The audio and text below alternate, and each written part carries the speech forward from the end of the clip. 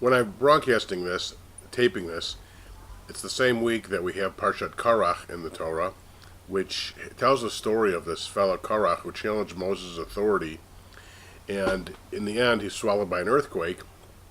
And the Rabbinic tradition says that this is a machloket, a dispute or debate, which is not for the sake of heaven and therefore has no goodness to it.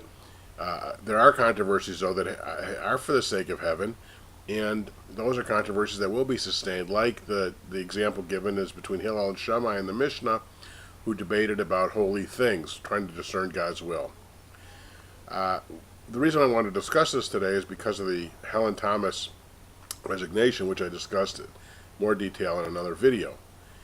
What disturbed me was I heard several radio commentaries the day she resigned talking about it, and one said, who's a well-known thinker, said, well, not really a big problem. I mean, she's entitled to what she has to say. Obviously, what she said was stupid and completely false and definitely anti-Jewish, but she has a right to say it.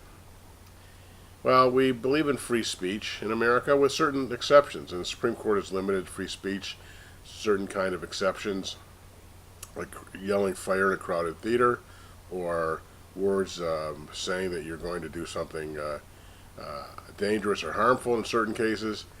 Well, is this a reasonable dispute for a woman to say that something like the Jews should go back to Germany and Poland? Is that within the bounds of reasonable argument?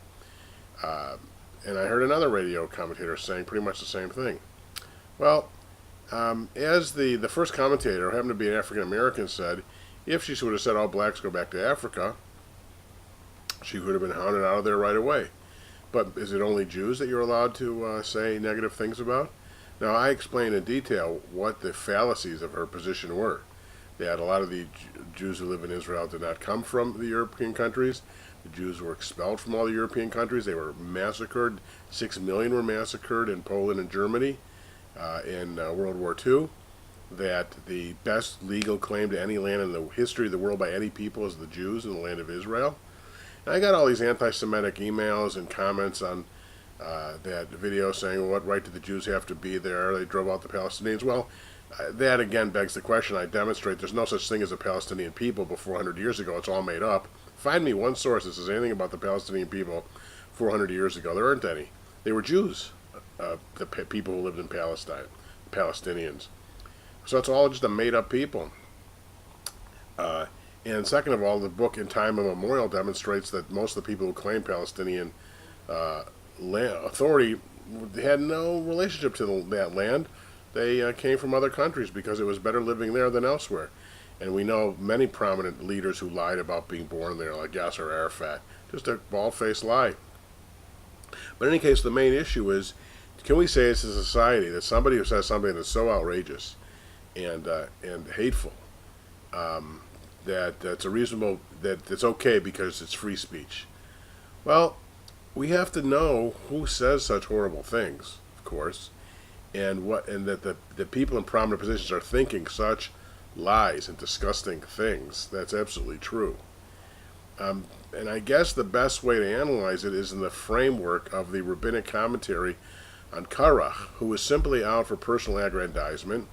In her case, it was just out of very little veiled anti-Zionism, anti-Israel, anti-Jew sentiment, which I guess was well known in Beltway circles, evidently, from some of the blog posts about this.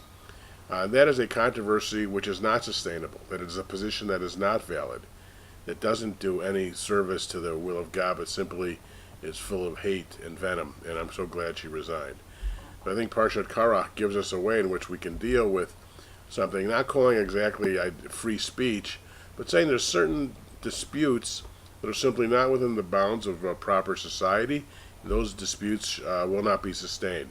So any kind of and so clearly, the misguided idea that the problem in the land of Israel are the Jews, and not the problem is the Palestinians want to kill the Jews and don't want the Jews to have a right to live there. That not identifying that as the problem is just complete ludicrousness.